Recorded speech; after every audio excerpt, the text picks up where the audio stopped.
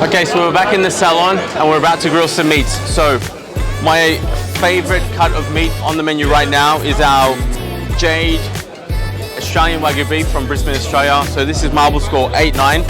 So let's have a look at the beef. Okay, strip loin, traditionally a little bit more textured and a balance between richness, flavor and texture.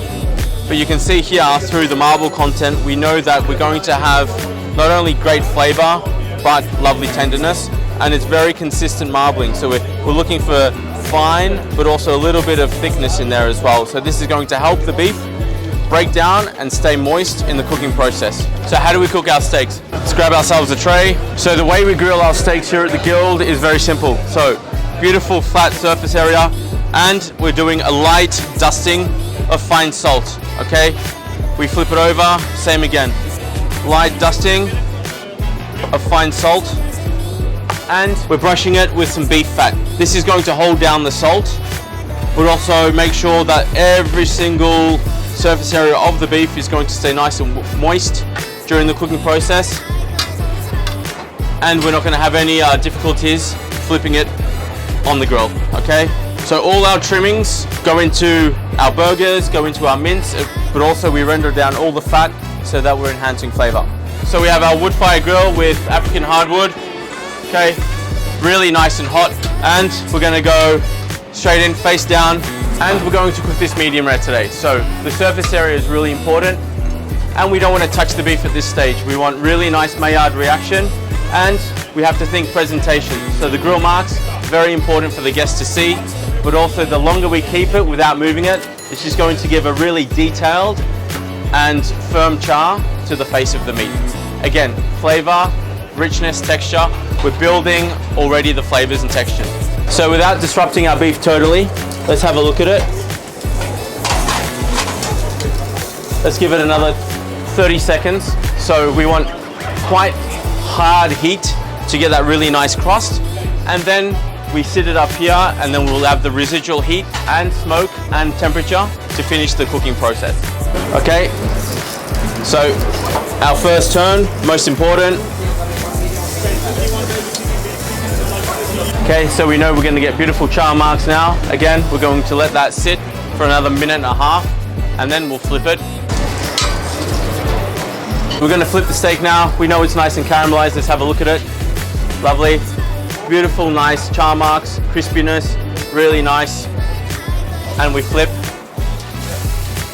Lovely and crunchy. That fat is really starting to caramelize. We know it's going to be a delicious steak.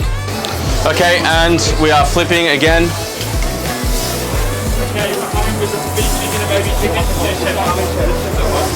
So this is our last turn. We know it's not overcooking. Why? Because it's a really intense heat. So we are gaining that beautiful caramelization.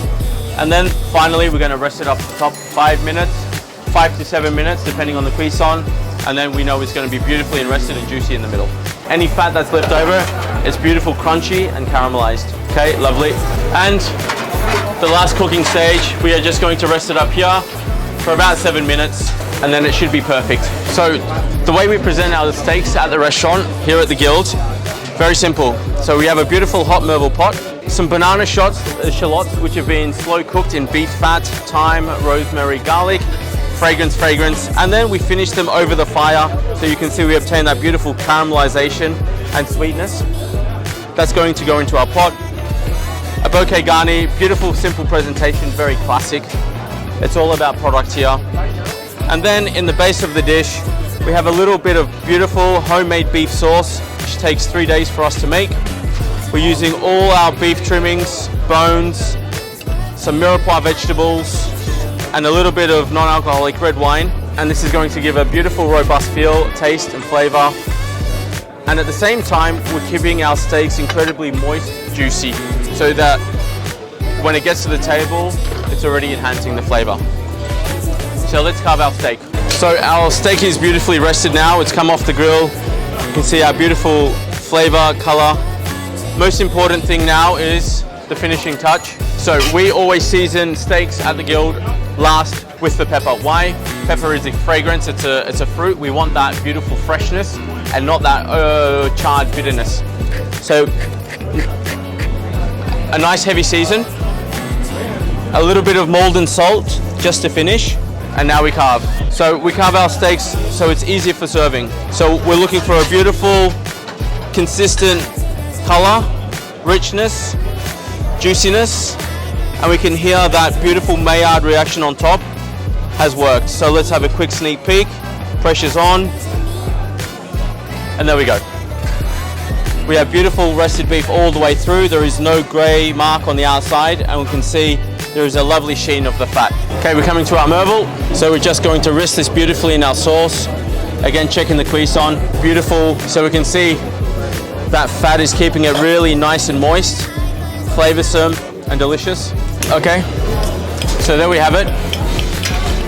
Our marble score 8-9 Jade Wagyu beef from Brisbane, Australia.